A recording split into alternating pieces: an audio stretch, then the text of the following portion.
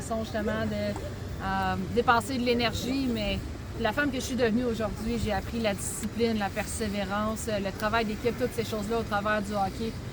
Donc, je ne pourrais jamais assez dire merci à ce sport-là pour tout ce qu'ils ont fait dans ma carrière, mais jamais dans ma carrière, quand j'ai commencé à jouer, je pensais un jour devenir olympienne puis avoir une sculpture à l'Arena de Clermont.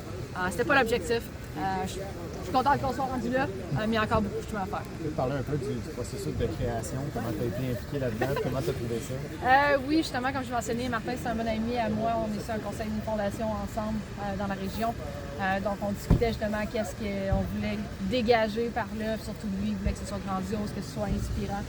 Que pas seulement les gardiens de but peuvent se relater. Je pense que si tu es joueur de hockey ou non, tout le monde peut voir la célébration, la joie, le dépassement de soi.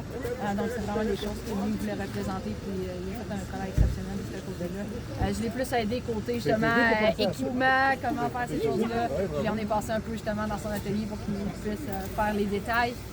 Donc, il a vraiment fait un travail exceptionnel. Une reconnaissance au niveau mondial, la médaille d'or. Avoir une reconnaissance chez toi, à la maison, ça a quelle valeur pour toi? Je dirais que ça a beaucoup plus de valeur dans le sens que tu peux le partager avec les gens que tu aimes, avec les gens qui t'ont supporté, qui t'ont encouragé quand tu étais personne. J'étais la petite fille de Clermont, l'aréna me supportait, les gens qui travaillaient ici, monsieur, madame, tout le monde dans les estrades. Donc, oui, les gens maintenant me connaissent parce que j'ai gagné une médaille aux Olympiques, mais les gens qui étaient présents ici ce soir m'ont encouragé et soutenu beaucoup avant ce parcours-là. Donc, je pense que c'est ça qui est fun. Oui, avec le succès que j'ai connu, c'est vraiment de revenir ici, de le partager avec les gens, puis de créer des souvenirs, comme je l'ai mentionné, c'est très important. C'est des expériences que tu voulais continuer de redonner à Clermont. Tu as parlé déjà dans le camp d'entraînement, peut-être de la victoire. Est-ce qu'il y a eu des discussions? Oui, il y a eu des discussions, justement. On essaie avec la Ligue. La Ligue est très récente, donc beaucoup de choses sont peut-être un peu plus difficiles logistiquement à organiser. C'est quelque chose qui me tient à cœur. C'est effectivement un projet que j'ai parlé justement à Mme Sauvageau-Petit, que je trouve très intéressant aussi. Donc, je vais continuer de pousser dans ce sens-là. C'est une belle façon pour moi justement de redonner à la région, d'avoir accès à des athlètes exceptionnels, des bons modèles, des bonnes ambassadrices. Donc, je veux vraiment, puis en plus, je veux partager ma région avec mes amis parce que c'est de loin la plus belle région du Québec. En parlant de camp d'entraînement, le camp de la victoire commence bientôt. Oui. C'est quoi les objectifs cette saison? J'imagine que c'est pas seulement d'être premier en saison régulière, mais c'est en série aussi. Vraiment, justement, l'objectif, c'est de gagner la Coupe Walter. On a travaillé fort cet été, autant nous, autant notre équipe de direction, pour mettre une équipe qui va être compétitive sur la patinoire.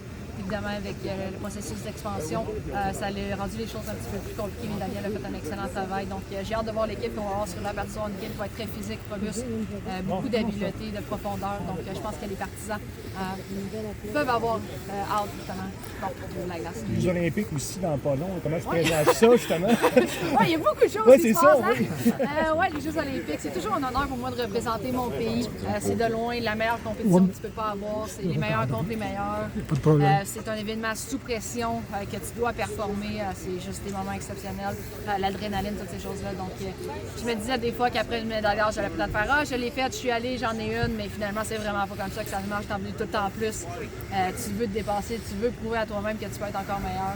Et puis, c'est vraiment ce que je vais essayer d'accomplir. Anne-Renée, c'est une consécration locale, mais est-ce qu'on pourrait te souhaiter la consécration ultime, le temple de la renommée, peut-être?